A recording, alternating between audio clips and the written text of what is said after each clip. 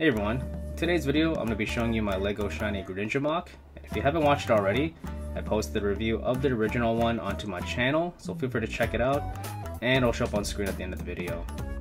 For this video, I won't go over the build in too much detail, as it's pretty much the same as the base form, but with just a color swap for the pieces. If you're interested in building either this or the original form, you can check the link in the description below for both the parts file and instructions, which are up on my store, and the proceeds just help to support this channel and future MOCs and builds. The total part count for this MOC is 232 pieces, and at the time of recording this video, it's estimated cost around $25 to $30 Canadian. Please keep in mind this does not include shipping or handling, and your final cost may vary. For those of you who watched my previous Greninja video, you may notice that the overall cost of this is much lower than the base form. That's mainly due to the black parts being more widely available in LEGO. So good news for those of you who prefer the shiny form. Also, this build does not include the extra parts needed to build a shiny Ash Greninja, since there has been no official release of its shiny form, at least at the time when I was making this video. However, I'm sure it's not that difficult to pull together a shiny Ash Greninja form if you really wanted to build it. Taking a closer look at the MOC, it has the same range of motion and points of articulation as the base form, so you can bend and rotate it at the shoulders, as well as the elbows, and the wrists as well. You aren't able to bend or rotate the fingers just due to the building technique used, and that same building technique is used for the feet, so you aren't able to bend or rotate the toes except for the back one, which just helps with stability.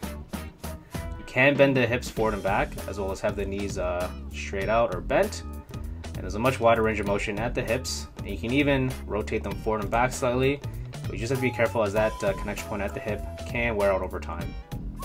For the head, it's attached with the pneumatic T-bar piece, so you can rotate it back and forth and up and down with a pretty wide range of motion. And each section of the tongue can be posed, and where it connects to the base of the head, you can also rotate it and bend it, just giving you more options for different looks or poses.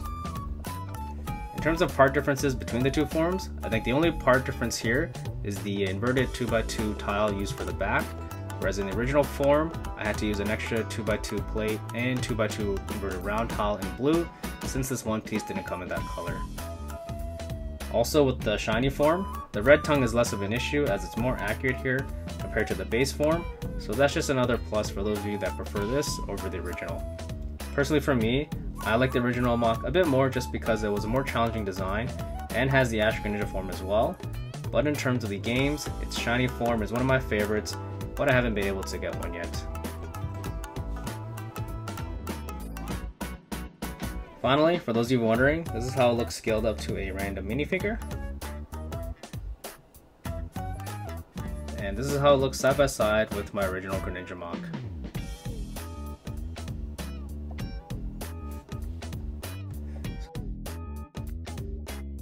That's pretty much it for this video. Let me know down in the comments below your thoughts on this MOC, as well as any ideas of what you want to see me build next, and may just pick yours for a future video.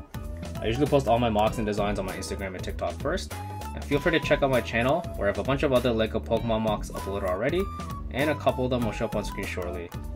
Anyway, hope you all enjoyed this video and thanks for watching.